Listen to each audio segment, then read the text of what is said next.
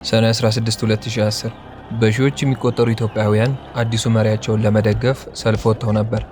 በአዲስ አበባ ትልቁ አደባባይ ላይ ተስፋ ይነበባል። ጠቅላይ ሚኒስቴሩ ለ18 ደቂቃ የቆየ በጭብጨባና ድጋፍ የተሞላ ንግግርን ያደርጋሉ። ንግግራቸውን እንደጨረሱ ወደ ክብር መቀመጫቸው ተመለሱ። ከጥቂት ደቂቃዎች በኋላ የፍንዳታ ድምፅ ተሰማ። አንድ ግለሰብ በእጁ ፈንጂ ቦምብ ይዞ መሪውን ለመጠጋት ሞክሮ ነበር። ነገር ግን ከሰልፉ ተሳታፊዎች መሃል የነበረ ሌላ ሰው የራሱን ሕይወት አደጋ ውስጥ በመክተት ይህን ፈንጂ የያዘ ሰው ያስጥለዋል። አብዛኛው ድጋፍ ላይ የነበረው ተመልካች ነገሩን በደንብ አልተረዳም። ምናልባትም ርችት ወይም የተበላሸ ስፒከር ሊሆን ይችላል ብሎ ገምቶ ነበር። የጠቅላይ ሚኒስቴሩ ጠባቂዎች ድምፁ ፈንጂ እንደሆነ ከህዝቡ ቀድሞ ስለተረዱ ጠቅላይ ሚኒስቴሩን በሰውነታቸው ከልለው ወደ መኪና ያስገቧቸዋል። ሰው ነገሩ ሲገባው በሁኔታው ይደናገጥና ከቦታው ለማምለጥ ሲሞክር የበለጠ ጉዳት ይደርሳል። በፍንዳታው ምክንያት የሰዎች ሕይወት አለፈ።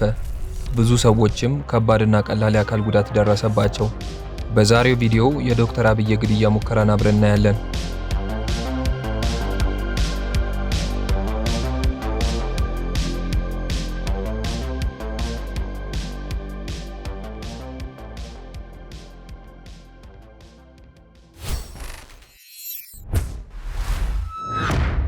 ወደ ስልጣን መምጣት። ደርግ ከወረደ ወዲያ የቀድሞ ጠቅላይ ሚኒስቴር መለስ ዜናዊ ለ21 ዓመታት ኢትዮጵያ መሩ። በደረሰባቸው ህመም ህይወታቸው ካለፈ ወዲያ በምትካቸው ኃይለ ማርያም ደሳለኝ ይሾማሉ። ከጥቂት የመሪነት ቆይታ ዘመን ወዲያ በአፍሪካ ታሪክ ታይቶ በማይታወቅ ሁኔታ በገዛ ፈቃዳቸው ስልጣናቸውን ይለቃሉ።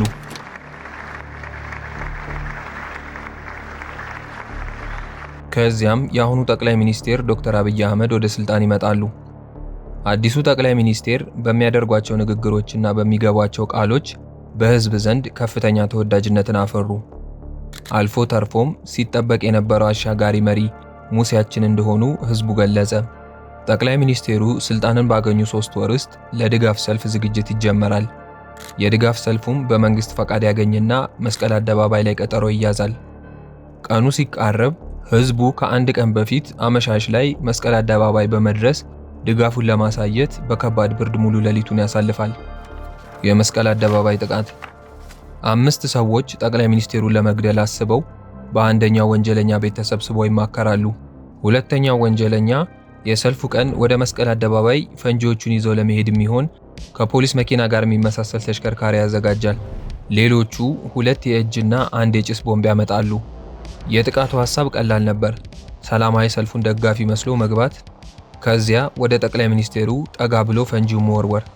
ከብዙ ዝግጅት በኋላ ከድጋፍ ሰልፉ 1 ቀን በፊት እንቅስቃሴ ይጀምራሉ።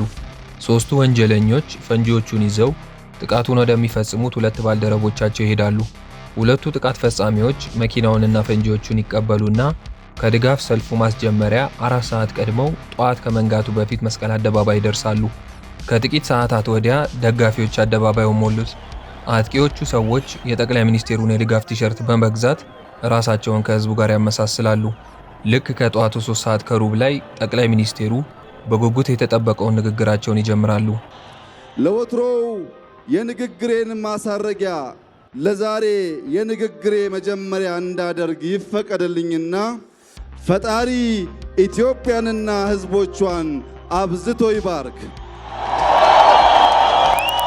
ህዝቡ በንግግሩ የነበረውን ደስታ በጭብጨባና በጩኸት ይገልጻል። እናም ዛሬ የመጣሁት እስከ ዛሬ ለሰጣችሁን ፍቅር ላመሰግናችሁ ነው። ከ18 ደቂቃ በኋላ ከጠዋቱ 3 ሰዓት ተኩል ላይ ንግግራቸውን ይጨርሳሉ። ከዚያም በእጃቸው ሰላምታን ይሰጡና ወደ ተዘጋጀላቸው መቀመጫ ቦታ ይሄዳሉ። በዚህ ጊዜ ፈንጂውን የያዘው ሰው 20 ሜትር አካባቢ የሚሆን ርቀት ላይ ነበር። ከ13 ደቂቃ በኋላ 3 ሰዓት ከ45 ላይ ጥቃቱን ለመፈጸም ጥሩ ጊዜ እንደሆነ ያስብና እርምጃ ለመውሰድ ይወስናል። ቦምቡን አውጥቶ ነቅሎ ሊወረውር ሲሞክር ግን ድጋፍ ሰልፉ ላይ ያለ አንድ ሰው ይመለከተውና ወዲያውኑ ሊያስጥለው ይሞክራል።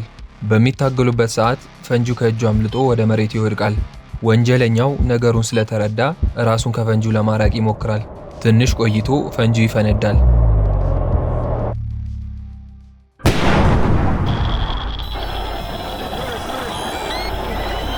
ሊያስጥል የሞከረው ሰውም ወዲያው ሕይወቱ ያልፋል። በጣም ብዙ ሰዎች በቦምቡ ፍንጣሪ ቀላልና ከባድ ጉዳት ደረሰባቸው። መጀመሪያ አካባቢ ባይገባቸውም ትንሽ ቆይተው የጠቅላይ ሚኒስቴሩ ጠባቂዎች ጥቃት እንደሆነ ስለተረዱ ጠቅላይ ሚኒስቴሩን ሸፍነው ወደ መኪና ይወስዳሉ። ጠቅላይ ሚኒስቴሩ አደባባዩን ለቀው እንደወጡ ህዝቡ የተፈጠረውን ይረዳል። ሁሉም ሰው በሁኔታው ተደናግጦ ከቦታው ሊርቅ ይሞክራል። ጥቃቱን ለመፈጸም የዋለው መኪናም በእሳት ይያያዛል።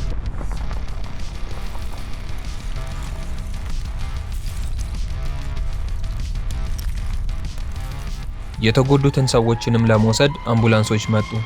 ቅርብ ያሉ ሆስፒታሎች ስለሞሉ እረፍት ላይ የነበሩ ሐኪሞችም ጭምር ለሕክምና ተጠሩ። የመጀመሪያው ፈንጂ ጉዳት ቢደርስበትም ዙሪያው በነበሩ ሰዎች በቁጥጥር ስር ዋለ። በቅርብ ርቀት አብሮት የነበረው ሁለተኛ አጋሩ ሊያግዘው ቢሞክርም እሱም በሰልፉ ተሳታፊዎች ለሕግ ተላልፎ ቀረበ። በጥቃቱ ሁለት የ28 እና የ25 ዓመት ወጣቶች ሕይወት አለፈ። ሌሎች 3 ልጆች ደግሞ እግራቸውን አጡ። በተጨማሪም ከ160 በላይ ሰዎች ላይ ቀላልና ከባድ ጉዳት ደረሰባቸው። ነገር ግን ጥቃቱ በዚያ አላበቃም ነበር። በቅርብ ርቀት ላይ ስታዲየም አካባቢ አራተኛው ወንጀለኛ ሌላ ፈንጂ ለማፈንዳት በሚሞክርበት ጊዜ በፖሊስ ቁጥጥር ስር ዋለ። በግርግሩ መሃል አንድ መኪና በህዝቡ መሃል ሲሄድ የአንድ ሰው እግር ላይ ይወጣል። ሰልፈኞቹም ድንጋይ በመወርወር መኪናውን ለማስቆምና ተጎጂውን ለመርዳት ይሞክራሉ። ጥቃቱ ካለፈ ወዲያ ጠቅላይ ሚኒስቴሩ ሰላም እንደሆኑና ህዝቡ እንዲረጋጋ ከቤተ መንግስት ሆነው መግለጫ ሰጡ። በመጀመሪያ ለዚህ ክብር ዓላማ ለኢትዮጵያ ፍቅርና ይቅርታ ሲሉ ህይወታቸውን ላጡ ወንድምና እህቶቼ፣ ለቆሰሉ ወገኖቼ ቤተሰብ ሁሉ መጽናናትን እየተመኘው የዛሬው መስዋዕትነት ለኢትዮጵያውያን ፍቅር፣ ለኢትዮጵያውያን ሰላም፣ ለኢትዮጵያውያን አንድነት የተከፈለና ሁሌም የምናስታውሰው እንደሆነ ደጋፊዎችና ተጎጂዎች ከመስቀል አደባባይ እንደሄዱ ፖሊስ ምርመራውን በሰፊው ጀመረ። 3ቱ ፈንጂዎች በድጋፍ ሰልፉ ተሳታፊዎች እርዳታ በቁጥጥር ስር ዋሉ። የዛኑ ቀን ማምሻ ላይ ተጨማሪ 2 ግብረ አበሮቻቸው ይታሰራሉ። ከነዚህ ወንጀለኞች ታግሎ ፈንጂውን ለማስጣል የራሱን ህይወት አሳልፎ የሰጠው ሰው ይህንን አደጋ ባያስቆም ኖሮ ምን ሊፈጠር እንደሚችል አይታወቅም። በነበረው የደህንነት ክፍተት ምክንያት ጠቅላይ ሚኒስቴሩ የቅርብ ጥበቃዎቻቸውን ቀየሩ። የአዲስ አበባ ሁለተኛ ኮሚሽነር እና ሌሎች 9 ኮሚሽነሮች ከጉዳዩ ጋር በተያያዘ ምርመራ በቁጥጥር ስር ዋሉ። በቴሌኮም ውስጥ ይሰሩ የነበሩ ሰዎችም እጃቸው ሊኖርበት ይችላል በሚል ምክንያት ለማጣራት ተያዙ። ተጨማሪም 17 ሰዎች ከስራ ታገዱና ምርመራው ቀጠለ። የዛኑ ቀን ከሰዓት ወዲያ ጠቅላይ ሚኒስቴሩ የተጎዱትን ሰዎች ጎበኙ። አንድ በፍንዳታው እግሩን ያጣ ሰው እንዲህ ሲል ተናገረ። አይመስለኝም አገሪቱ ፍቅር ስል ሰዓት መክፈል ዶክተር አብይ ጋር አደራችሁ ነው ማለት ወጎኑ ጎልስ ብቻውንም ማይሳል በአብይ ንግግር ተፈውሻለሁ ልኛለሁ። ሌላኛውም በፍንዳታው እግሩን ያጣ ሰው በደረሰበት ነገር ጸጸት እንደማይሰማው እንደውም ለሀገሩ መስዋዕትነት በመክፈሉ ደስተኛ እንደሆነ ተናገረ። የምርመራው ውጤት ወራትን ከፈጀ ምርመራ ወዲያ ጥቃቱን የፈጸሙት 5 ሰዎች ረጅም ጊዜ አቅደውበት እንደሆነና ከጀርባቸው ሌላ አካል ስለመኖሩ ማስረጃ እንደሌለ ተገለጸ። 5ቱም ሰዎች በሽብርተኝነት ተከሰሱና ወደ እስር ቤት ወረዱ። የመጀመሪያው ወንጀለኛ ከዚህኛው ወንጀሉ በፊት የ2 ዓመት እስር የነበረበት ሲሆን ጠቅላይ ሚኒስቴሩን ለመግደል በመሞከሩ የ23 ዓመት እስር ተፈረደበት። ሁለተኛው ወንጀለኛ የ17 ዓመት እስራት ተፈረደበት። ፈንጂውን ለማፈንዳት የሞከረው 3ኛው ወንጀለኛ ዕድሜ ልክ ተፈረደበት። አራተኛው ስታዲየም አካባቢ ሁለተኛውን ቦምብ ለማፈንዳት የሞከረው ሰው 22 ዓመት ተፈረደበት።